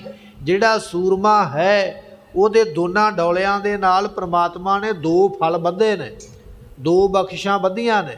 ਉਹ ਕਿਹੜੀਆਂ ਨੇ ਮਹਾਰਾਜ ਦੱਸਦੇ ਹਨ। ਦੋ ਲੋਕ ਲਟਕਤ ਹੈ ਪਰੇ, ਕਿਉਂਕਿ ਦੋ ਲੋਕ, ਦੋਨਾਂ ਲੋਕਾਂ ਦੇ ਸੁੱਖ ਸੂਰਮੇ ਦੇ ਡੌਲਿਆਂ ਦੇ ਨਾਲ ਬੱਧੇ ਨੇ। ਦੋ ਲੋਕਾਂ ਦੇ, ਐਸ ਲੋਕ ਦਾ ਵੀ ਤੇ ਪਰਲੋਕ ਦਾ ਵੀ।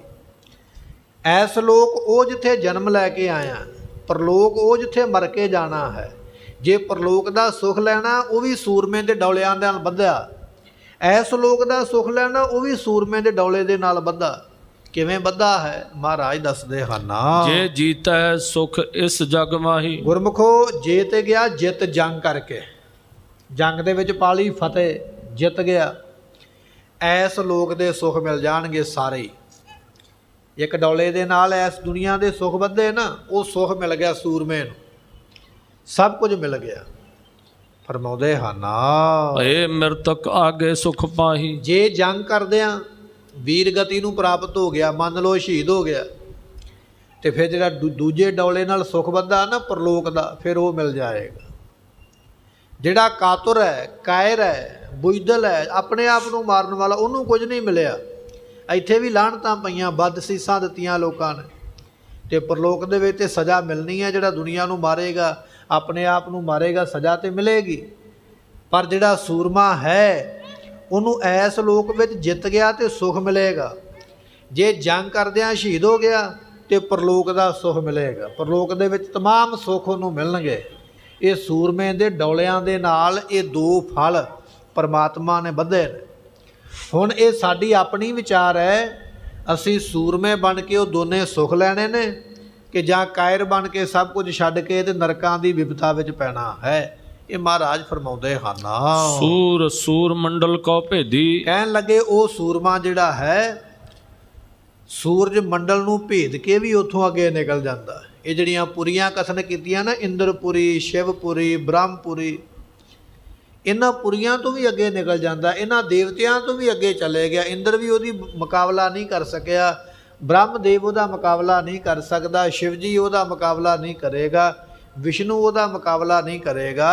ਜਿਹੜਾ ਸੂਰਮਾ ਜੰਗ ਮੈਦਾਨ ਦੇ ਵਿੱਚ ਲੜਦਾ ਹੈ, ਜੰਗ ਵਿੱਚ ਸ਼ਹੀਦੀ ਪਾਉਂਦਾ ਹੈ, ਧਰਮ ਦੇ ਵਾਸਤੇ ਪੁਰਜਾ ਪੁਰਜਾ ਕੱਟ ਮਰੈ ਕਬਹੂ ਨਾ ਛਾਡੈ, ਗਗਨ ਦਮਾਮਾ ਬਾਜਿਓ ਪਰਿਓ ਨਿਸ਼ਾਨੈ ਘਾਓ, ਖੇਤ ਜੋ ਮਾਂਡਿਓ ਸੂਰਮਾ ਆਪ ਜੂਝਣ ਕਉ ਦਾ। ਇਹ ਮਹਾਰਾਜ ਦੇ ਬਚਨ। ਤੇ ਜਿਹੜਾ ਸੂਰਮਾ ਬਣ ਕੇ ਜੰਗ ਵਿੱਚ ਸ਼ਹੀਦ ਹੋਇਆ ਨਾ, ਉਹਦੇ ਮੁਕਾਬਲੇ ਫਿਰ ਦੇਵਤੇ ਵੀ ਨਹੀਂ। ਇਸ ਦੇਹੀ ਕੋ ਸਿਮਰੈ ਦੇਵ। ਤਾਂ ਹੀ ਉਹ ਦੇਵਤੇ ਮਨੁੱਖਾ ਸਰੀਰ ਨੂੰ ਚਾਹੁੰਦੇ ਨੇ ਕਿ ਸਾਨੂੰ ਮਨੁੱਖਾ ਸਰੀਰ ਮਿਲੇ, ਅਸੀਂ ਉਸ ਅਵਸਥਾ 'ਤੇ ਪਹੁੰਚੀਏ ਜਿੱਥੇ ਸਾਨੂੰ ਦੇਵਤੇ ਬਣ ਕੇ ਵੀ ਨਹੀਂ ਪਹੁੰਚਿਆ ਗਿਆ। ਸਤਿਗੁਰੂ ਪਾਤਸ਼ਾਹ ਕਹਿਣ ਲੱਗੇ ਉਹ ਸੂਰਮਾ ਜਿਹੜਾ ਹੈ ਸੂਰ ਮੰਡਲ ਨੂੰ ਭੇਦ ਕੇ ਵੀ ਉੱਥੋਂ ਅੱਗੇ ਨਿਕਲ ਜਾਂਦਾ ਹੈ। ਪਹੁੰਚਦੇ ਉੱਪਰ ਸਦਾ ਅਖੇਦੀ। ਤੇ ਉਹ ਫਿਰ ਇਹਨਾਂ ਦੁੱਖਾਂ ਤੋਂ ਸੂਰਜ ਮੰਡਲ ਤੋਂ ਵੀ ਅੱਗੇ ਪਹੁੰਚਣਾ, ਇਹ ਗੱਲ ਕਹੀ ਹੈ। ਉਸ ਤੋਂ ਅੱਗੇ ਦੀ ਗਤੀ ਸੂਰਮੇ ਦੀ ਦੱਸੀ ਹੈ। ਕਿਸੇ ਤਰ੍ਹਾਂ ਦਾ ਦੁੱਖ ਨਹੀਂ ਉਹਨੂੰ ਰਹਿੰਦਾ। ਲੋਕ ਤੇ ਪਰਲੋਕ ਦੇ ਸੁੱਖ ਮਿਲਦੇ, ਦੁੱਖ ਉਹਦੇ ਸਾਰੇ ਨਾਸ ਹੋ ਜਾਂਦੇ। ਜਮਾਂ ਦਾ ਵੀ ਦੁੱਖ ਨਹੀਂ ਰਹਿੰਦਾ, ਜਮ ਵੀ ਆ ਕੇ ਉਸ ਨੂੰ ਦੁਖੀ ਨਹੀਂ ਕਰਦੇ ਹਨ। ਛਤਰੀ ਧਰਮ ਪ੍ਰਥਮ ਗੁਣ ਧਰਿਓ। ਸੋ ਇਹ ਜਿਹੜਾ ਛਤਰੀਆਂ ਵਾਲਾ ਧਰਮ ਹੈ, ਛਤਰੀਆਂ ਵਾਲਾ ਧਰਮ ਕੀ ਹੈ? ਛਤਰੀ ਕਿਹਾ ਜਾਂਦਾ ਸ਼ਸਤਰਧਾਰੀ ਨੂੰ। ਸ਼ਸਤਰਧਾਰੀ ਜਿਹੜਾ ਹੈ ਸੂਰਮਾ, ਉਹਨੂੰ ਕਿਹਾ ਜਾਂਦਾ ਛਤਰੀ, ਸ਼ਸਤਰਾਂ ਨੂੰ ਧਾਰਨ ਕਰਨ ਵਾਲਾ। ਸਾਡਾ ਖਾਲਸਾ ਜਿਹੜਾ ਹੈ ਉਹ ਸਭ ਤੋਂ ਪਹਿਲਾਂ ਛਤਰੀ ਧਰਮ ਧਾਰਨ ਕਰੇਗਾ। ਸ਼ਸਤਰ ਧਾਰਨ ਕਰਨਾ ਹੈ, ਧਾਰਨ ਕਰਕੇ ਕੀ ਕਰਨਾ ਹੈ, ਇਹ ਗੁਣ ਸਾਡੇ ਖਾਲਸੇ ਵਿੱਚ ਹੋਵੇਗਾ। ਇਹ ਅਸੀਂ ਛਤਰੀ ਧਰਮ ਇਹਨਾਂ ਨੂੰ ਬਖਸ਼ਿਆ ਹੈ। ਸਮੁਖ ਲਰਨ ਮਾਰਨ ਕਹਿ ਮਰਿਓ। ਸਤਿਗੁਰੂ ਪਾਤਸ਼ਾਹ ਕਹਿਣ ਲੱਗੇ ਸਾਡੇ ਸੂਰਮੇ ਜਾਂ ਤੇ ਸਾਹਮਣੇ ਹੋ ਕੇ ਲੜਨਗੇ ਤੇ ਜਾਂ ਜੰਗ ਦੇ ਵਿੱਚ ਸ਼ਹੀਦ ਹੋ ਜਾਣਗੇ, ਤੇ ਜਾਂ ਫਿਰ ਜੰਗ ਦੇ ਵਿੱਚ ਜੇਤੂ ਹੋ ਜਾਣਗੇ ਤੇ ਦੁਸ਼ਮਣ ਨੂੰ ਮਾਰ ਦੇਣਗੇ। ਇਹ ਸਾਡੇ ਸੂਰਮਿਆਂ ਨੂੰ ਅਸੀਂ ਛਤਰੀ ਧਰਮ ਬਖਸ਼ਿਆ। ਆਪਣੀ ਫੌਜ ਨੂੰ ਖਾਲਸਾ, ਅਕਾਲ ਪੁਰਖ ਕੀ ਫੌਜ ਪ੍ਰਗਟਿਓ ਖਾਲਸਾ, ਪਰਮਾਤਮ ਕੀ ਮੌਜ। ਇਸ ਖਾਲਸੇ ਨੂੰ ਅਸੀਂ ਪਰਮਾਤਮਾ ਦੀ ਮੌਜ ਨਾਲ ਪ੍ਰਗਟ ਕੀਤਾ। ਇਹ ਛਤਰੀ ਹੋਵੇਗਾ, ਜੰਗ ਦੇ ਵਿੱਚ ਜਾਂ ਤੇ ਜਿੱਤ ਪ੍ਰਾਪਤ ਕਰੇਗਾ ਜਾਂ ਸ਼ਹੀਦੀ ਪ੍ਰਾਪਤ ਕਰਕੇ ਸੁਖ ਪ੍ਰਾਪਤ ਕਰੇਗਾ। ਅਬਲਾ ਜਸ ਮਰ ਸੁਰਗ ਪਹੁੰਚੇ। ਤੇ ਸਤਿਗੁਰੂ ਪਾਤਸ਼ਾਹ ਕਹਿਣ ਲੱਗੇ ਜਿਹੜਾ ਮੌਤ ਨੂੰ ਪ੍ਰਾਪਤ ਹੋਵੇਗਾ, ਜਿਹਨੂੰ ਆਪਾਂ ਕਹਿ ਦਿੰਦੇ ਹਾਂ ਵੀ ਸ਼ਹੀਦੀ ਪਾ ਗਿਆ, ਜੇ ਸ਼ਹੀਦ ਹੋਵੇਗਾ ਤੇ ਫਿਰ ਕਹਿਣ ਲੱਗੇ ਸੱਚਖੰਡ ਦੇ ਸੁੱਖ ਪ੍ਰਾਪਤ ਕਰੇਗਾ। ਉਹਨੂੰ ਸੱਚਖੰਡ ਦੇ ਸੁੱਖ ਮਿਲਣਗੇ। ਉਹ ਫਿਰ ਜੰਮਣ ਮਰਨ ਤੋਂ ਮੁਕਤ ਹੋ ਜਾਏਗਾ। ਜੰਮਣ ਮਰਨਾ ਉਹਦਾ ਰਹਿ ਨਹੀਂ ਜਾਏਗਾ। ਇਹ ਮਹਾਰਾਜ ਨੇ ਬਚਨ ਬਖਸ਼ੇ ਹਨ। ਅਲਪ ਕਾਲ ਮੈਂ ਲਹਿ ਪਦ ਉੱਚੇ। ਤੇ ਸਤਿਗੁਰੂ ਪਾਤਸ਼ਾਹ ਮਹਾਰਾਜ ਕਹਿਣ ਲੱਗੇ ਇਹ ਜਿਹੜੀ ਪਦਵੀ ਹੈ ਨਾ, ਜਿਹੜੀ ਆਪਾਂ ਸਰਵਣ ਕੀਤੀ ਹੈ, ਇਹ ਐਵੇਂ ਨਹੀਂ ਮਿਲਦੀ ਕਿਸੇ ਨੂੰ। ਕਈ ਜਨਮ ਤਪ ਕਰਕੇ ਫਿਰ ਜਾ ਕੇ ਉਹ ਪਦਵੀ ਮਿਲਦੀ ਹੈ। ਪਰ ਜਿਹੜਾ ਸੂਰਮਾ ਬਣ ਕੇ ਜੰਗ ਵਿੱਚ ਸ਼ਹੀਦ ਹੋਵੇਗਾ ਉਹਨੂੰ ਇਹ ਪਦਵੀ ਸੌਖੀ ਮਿਲ ਜਾਏਗੀ, ਕੁਝ ਸਮੇਂ ਵਿੱਚ ਹੀ ਮਿਲ ਜਾਏਗੀ। ਇਹ ਜੰਗ ਦੇ ਵਿੱਚ ਸ਼ਹੀਦੀ ਪਾਉਣੀ ਇਹ ਬੜੀ ਵੱਡੀ ਦਾਤ ਹੈ। ਸਾਰਿਆਂ ਨੂੰ ਇਹ ਸ਼ਹੀਦੀ ਪ੍ਰਾਪਤ ਨਹੀਂ ਹੁੰਦੀ ਹੈ। ਧੰਨ ਉਹ ਗੁਰੂ ਕੇ ਸਿੱਖ ਜਿਨ੍ਹਾਂ ਨੇ ਹੱਸ ਹੱਸ ਕੇ ਆਪਣੀਆਂ ਜਾਨਾਂ ਵਾਰੀਆਂ ਕੁਰਬਾਨ ਹੋਏ। ਤੇ ਸਤਿਗੁਰੂ ਪਾਤਸ਼ਾਹ ਕਹਿਣ ਲੱਗੇ, ਸ਼ਹੀਦ ਨੂੰ ਜਿਹੜੀ ਪਦਵੀ ਮਿਲਦੀ ਹੈ, ਆਮ ਬੰਦੇ ਨੂੰ ਕਈ ਜਨਮ ਲੈ ਕੇ ਵੀ ਉਹ ਪਦਵੀ ਨਹੀਂ ਮਿਲਦੀ। ਕਈ ਜਨਮ ਭਗਤੀ ਕਰਨ ਤੋਂ ਮਗਰੋਂ ਜਾ ਕੇ ਜਿਹੜੀ ਦਾਤ ਮਿਲਣੀ ਹੈ, ਉਹ ਸ਼ਹੀਦ ਨੂੰ ਦਾਤ ਸ਼ਹੀਦੀ ਵਿੱਚੋਂ ਮਿਲ ਜਾਣੀ ਹੈ। ਇਹ ਮਹਾਰਾਜ ਨੇ ਬਚਨ ਬਖਸ਼ੇ। ਧੰਨ ਗੁਰੂ ਗੋਬਿੰਦ ਸਿੰਘ ਮਹਾਰਾਜ ਜੀ ਹੋਰ ਕਿਹੜਾ ਕਿਹੜਾ ਬਚਨ ਕਰਦੇ, ਉਹ ਆਪਾਂ ਕੱਲ੍ਹ ਦੇ ਦੀਵਾਨ ਵਿੱਚ ਸਰਵਣ ਕਰਾਂਗੇ। ਸਮੇਂ ਦੀ ਸਮਾਪਤੀ, ਭੁੱਲਾਂ ਦੀ ਮੁਆਫੀ। ਲਿਖੈ ਕਤਹਿ ਨ ਛੂਟੀਐ, ਬਖਸ਼ਨਹਾਰ ਬਖਸ਼ ਲੈ। ਵਾਹਿਗੁਰੂ ਜੀ ਕਾ ਖਾਲਸਾ, ਵਾਹਿਗੁਰੂ ਜੀ ਕੀ ਫਤਿਹ।